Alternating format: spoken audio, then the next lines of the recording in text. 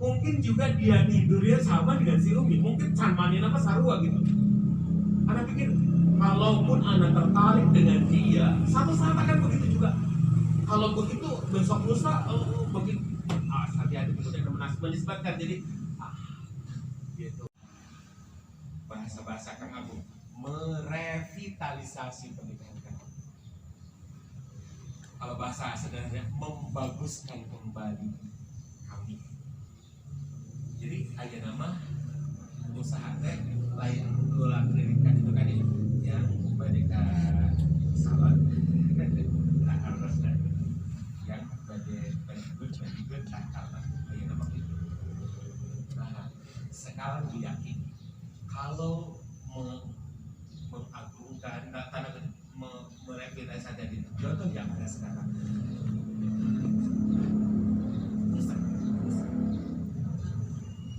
bahagia. Tapi kalau mata ini dibiarkan kesana kemari, bukan semakin tentram, bukan semakin tertekan pada seorang, bahkan semakin tidak tentram.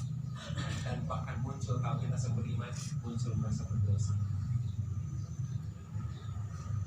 Subhanallah, ada pernah di aku kan ilmu di sini. Ada kapan itu? Kita boleh sama ya. Oke lah, mudah-mudahan bisa dilihat. Tangkap ini background ya.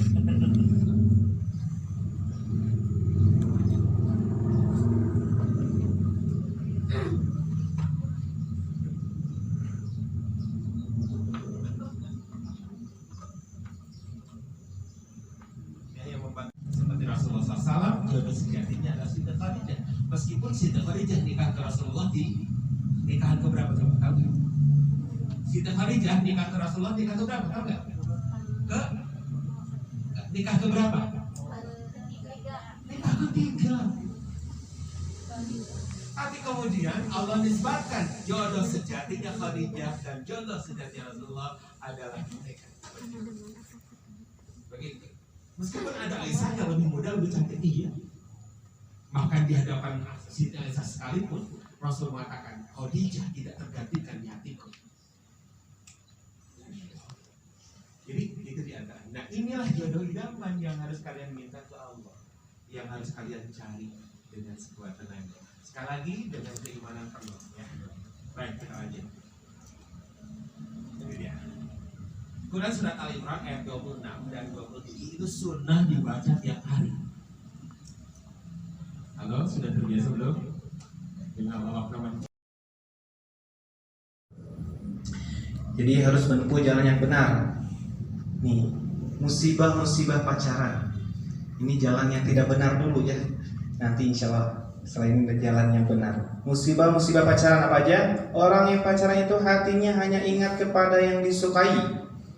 Nah, dari ini di Quran surat Al-Ahzab ayat 41. Hai orang yang beriman, berzikirlah dengan menyebut nama Allah, zikir yang sebanyak-banyaknya. Orang yang jatuh cinta kepada lawan jenis, ia akan berpaling dari berzikir kepada Allah, merasa lebih nikmat mengingat si dia yang ia cintai. Jadi tiada hidup tanpa dia, teman-teman ya. Baru di WA sedikit juga udah ingat, baru ketemuan juga udah ingat, ya Allah ini sekedapnya waktu astagfirullah. Jadi ingat aja si dia, udah pernah ngalamin, akang udah pernah ngalamin. Iya, jangan sampai kayak gitu. Jadi mengingat, apalagi akhwatnya terus tiap hari mengingat si dia lagi ngapain hari ini, udah makan belum? Astagfirullah ya. Jatuh kepada larangan-larangan syariat. Larangan tersebut adalah berdua-duaan dengan yang bukan mahram. Janganlah seorang laki-laki berduaan dengan seorang wanita yang tidak halal baginya, karena sesungguhnya setan adalah orang yang ketiga di antara mereka berdua. Makanya jangan berdua-duaan. Ajak satu lagi bertiga ya. Tapi jangan pacaran ya. Teman ya, geng kan bestie gitu, bertiga ya bestie. Kan perempuan kalau berduaan jangan ya, bahaya, nanti disangka luar biasa kan sekarang ya kasusnya meledak gitu, lesbi, gay yang kayak gitu. Makanya harus bertiga ya jangan ya. Kalau punya teman satu, cari lagi satu. Tapi kalau akhwat mah jarang ya. Akhwat mah cubiki salaman jarang dianggap lesbian. Tapi kalau cowok coba salaman cubiki, alah asa kumaha gitu ya. Jadi kalau pegangan tangan pakai mentasnya, astagfirullah. Kan cowok kalau perempuan akhwat pegangan tangan gimana? Aman-aman aja ya. Mau nyeberang juga. Cowok pegang-pegangan nih. Ini jijinya nggak banyak lagi, astagfirullah. Jangan ya. Kemudian yang kedua ya, kata healing itu tidak tepat menurut ahli bahasa yang digunakan diasumsikan untuk piknik atau rihlah, karena healing itu adalah untuk proses penyembuhan, ya, penyembuhan penyakit atau terapi gitu. Dan bisa aja dipahami menggunakan healing kalau dimaksud penyakitnya adalah penyakit kanker, ya, alas kantung kering. Tapi biasanya malah lebih korenas ya kalau dipakai piknik gitu. Nah, cuma lingkungan ya salah satu tempat yang identik dengan identik dengan hiburan tadi, fun ya, berpoya-poya. Kadang kita lupa dengan kewajiban kita di rumah, saking senangnya ya. Dari main dan senda gurau belaka, hanyalah sekedar untuk main-main dan senda gurau. Maksud dari ayat ini adalah kedustaan orang-orang kafir dalam perkataan mereka tiada lain hanyalah kehidupan dunia. Adapun kehidupan sebenarnya yang pantas untuk beramal untuknya adalah kehidupan akhirat, karena ia kekal tanpa terputus. Yang namanya permainan, Bapak Ibu, ibarat ya kita lihat orang lagi main bola tadi ya, yal'abu kurotal qadam. Itu kan 11 kali ya. 2 grup ya, 2 kesebelasan berarti 22 orang, termasuk di dalamnya ya wasit juga mungkin ya. Ya, juga termasuk ada kiper atau penjaga gawang, gelandangan kanan dan gelandangan kiri gitu ya, striker dan sebagainya. Itu kan berbuat bolanya luar biasa ya, memperebutkan satu bola yang diperebutkan 22 orang. Geus menang hese lulumpatan beak tingkah bape biasa pekah pola sarsakuteun gitu ya ibu mak. Terus beuna ya dikocek heula dioper, apakah harus dibawa masuk ke gawang ya, ditangkap kemudian ternyata ketangkap sama kiper, apakah kita kemudian berhenti bermain? Belum, sampai akhir waktu timingnya ketika sudah hampir habiskan 45 menit kali 2 90 menit yang lebih standar seperti itu, alias akhirnya kehidupan dunia, akhirnya masa kita bermain-main dengan dunia. Dan bola itu adalah dunia yang di dalamnya adalah harta, tahta. Sudah diajar oleh Allah mengus-ngus diri, sebenarnya salah goreng pengaruhnya. Suaminya sendiri tidak mendidik, tidak juga mengizinkan keluar. Nah itu bagaimana? Ar-rijalu qawwamuna 'alan nisa, tanggung jawab memimpin itu bukan harus semuanya dilakukan oleh suami. Boleh saja sebagai bentuk tanggung jawab kepemimpinan suami, mah ibu sok ngirim ngawas dianu pemberian ke bapak tadi ajar gitu misalnya. Mestinya seperti itu bentuk wujud ya dari implementasi. Yang kedua unsa secara perempuan tapi menunjuk kepada biologis atau gender, menunjukkan jenis kelamin. Ayatnya ya punya surat Taubah itu ada 29 kali dalam Al-Quran. Ya ayyuhan nasu inna khalaqnakum min dzakarin wa unsa, kan di merahan. Wahai manusia, sungguhnya kami menciptakan kalian dari jenis laki-laki dan jenis perempuan, gender unsa, tidak min dzakarin wa nisa. Dzakarin mah wa unsa menunjukkan gender. Mungkin bahasa Indonesia mah gitu kan laki perempuan. Tapi istri pamegat gitu nya, kata caroke pemimpin, kalau istri-istri itu mungkin sama. Tadi bahasa Al-Quran dibedakan untuk status-statusnya.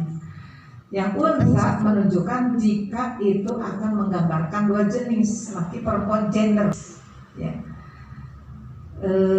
Surat anu kedua menyalahi kodrat gitu, tapi hayang ditrans gitu, ditukar, digentos. Jadi menyalahi kodrat. Allah sudah menciptakannya seperti itu. Yang ayat keduanya, falamma wada'atha, maka ketika istrinya Imran melahirkannya, melahirkan anaknya, qalat, istri Imran berkata, Rabbi inni wada'tuha unsa.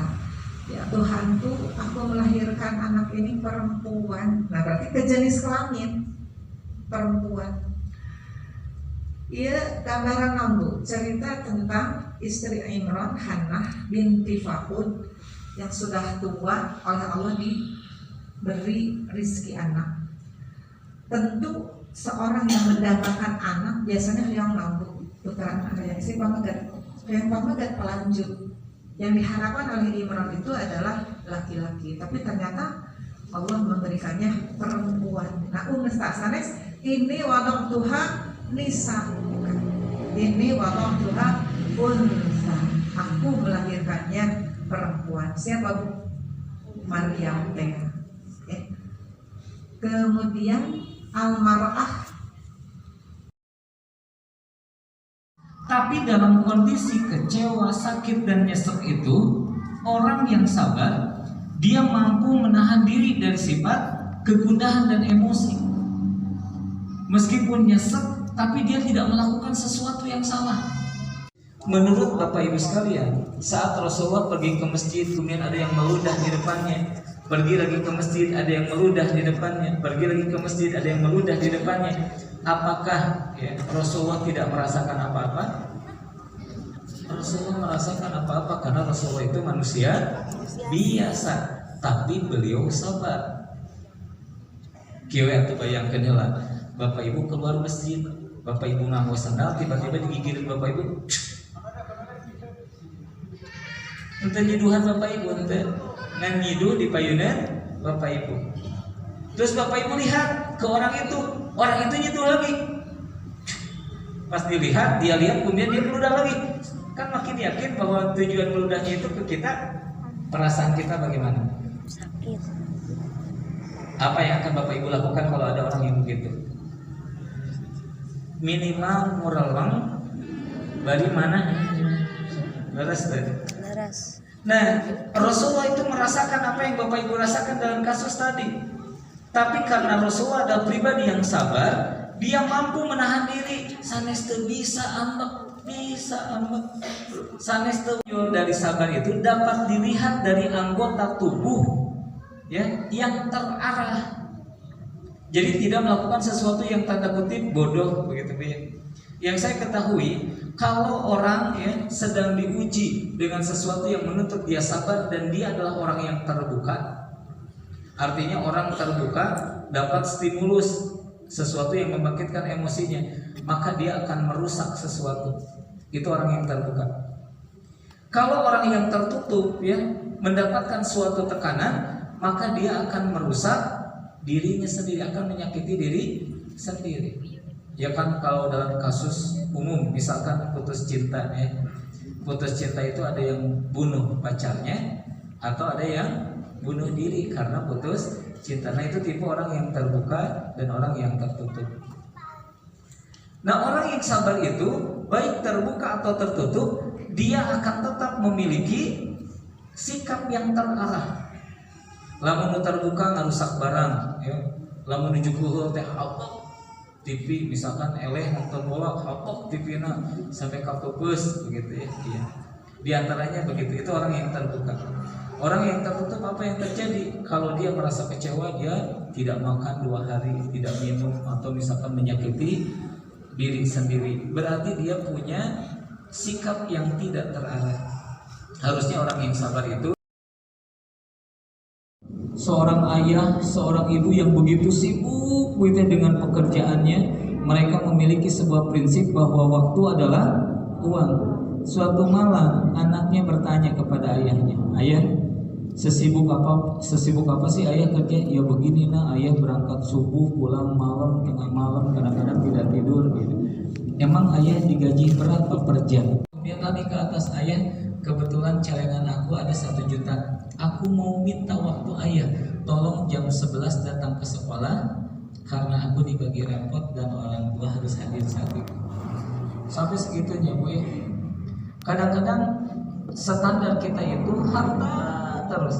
Padahal waktu itu kesempatannya yang begitu luar biasa. Saya sering sampaikan, ibu mau nggak punya harta 1 triliun? Tapi pas diterima, sedetik kemudian ibu habis jatah waktu hidupnya.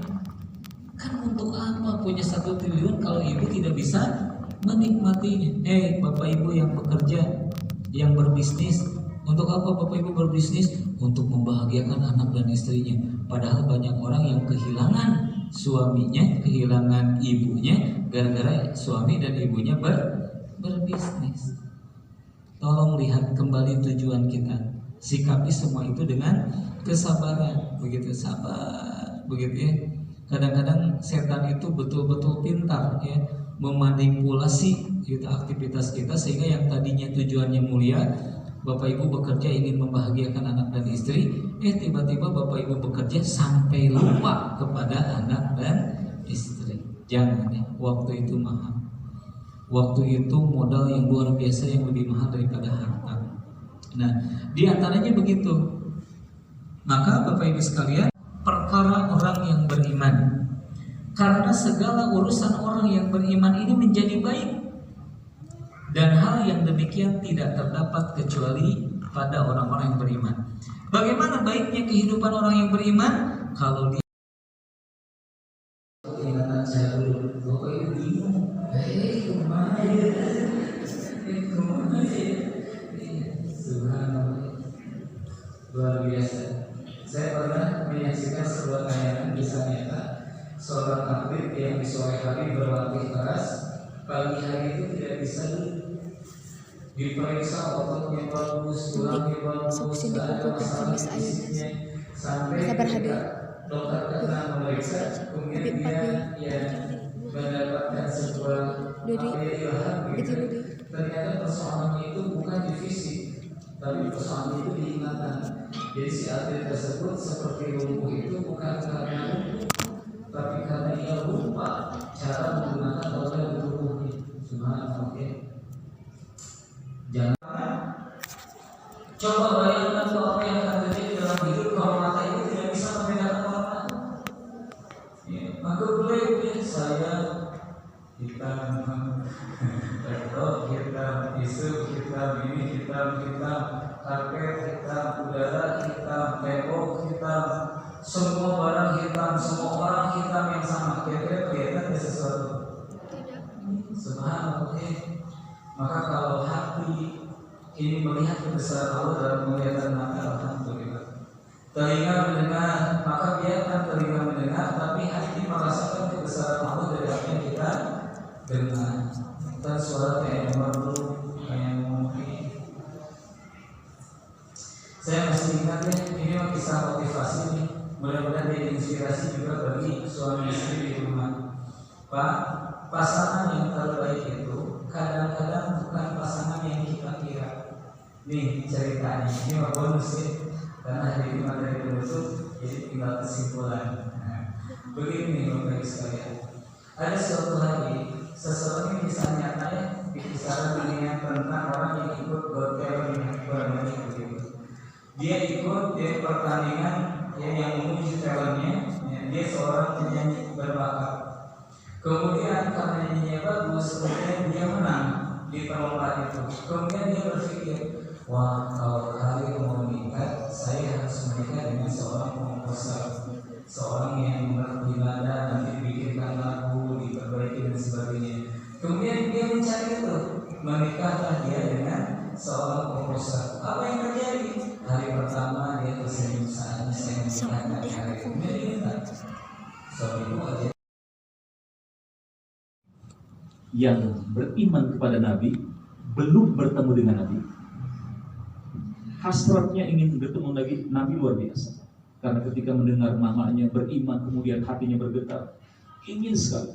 Namun ada yang mengganjal, yaitu ibunya. Ibunya apa? Ibu Uwais Al-Qarni sudah buta, kemudian sudah tua renta juga. Jadi karunya lama ditinggalkan. Jadi selalu Uwais itu bahkan tidak menikah. Bukan karena nggak mau menikah, saking sibuknya mengurus ibunya sampai terlupakan untuk menikah. Akhirnya suatu saat ibunya sangat mengerti. Terima kasih. Orang Arab, walaupun mereka orang kafir yang tidak beriman pada Allah, tapi ketika mendengar lafaz La ilaha illallah Muhammadur Rasulullah, dua kata itu atau dua kalimat itu, mereka sangat lamun bahasa hati itu jadi galau, risau, gundah, gulana, bahkan sampai stres depresi si Abu Jahal misalnya. Kenapa? Karena dua kalimat itu sederhana. Kita biasa dengar La ilaha illallah Muhammad, biasa. Orang Arab tidak, karena bahasa mereka. Yang kedua, makna yang terkandung di dalam bahasa itu mereka pahami dengan baik. La nanafiyah, berarti tidak ada satupun di dunia ini Tuhan kecuali Allah, menggugurkan seluruh ibadah-ibadah mereka dan keyakinan mereka. Muhammad Rasulullah, udah, berarti kan mereka harus mengakui beriman kepada Muhammad. Sedangkan mereka sekarang sedang menolak. Bagaimana caranya agar orang tidak percaya, tidak beriman kepada Muhammad. Dan takbir tadi Allahu Akbar juga menggetarkan orang-orang kafir, bahkan orang-orang Yahudi di Palestina. Kenapa? Karena makna Allah besar. Itu dimaknai dengan sesungguhnya, bukan hanya sekedar nama Allah Akbar, Allah Akbar. Makanya orang ketika Allahu Akbar salat dan mengucapkan kata Allahu Akbar, Allah Maha Besar, pengaruhnya terhadap salat itu sendiri luar biasa. Karena tidak sekedar ucapan mulut pemanis bibir lalu tidak ada maknanya sama sekali, tapi dia Allah betul memahami bahwa dia sedang dalam keadaan paling hina, rendah. Begitu konsepnya.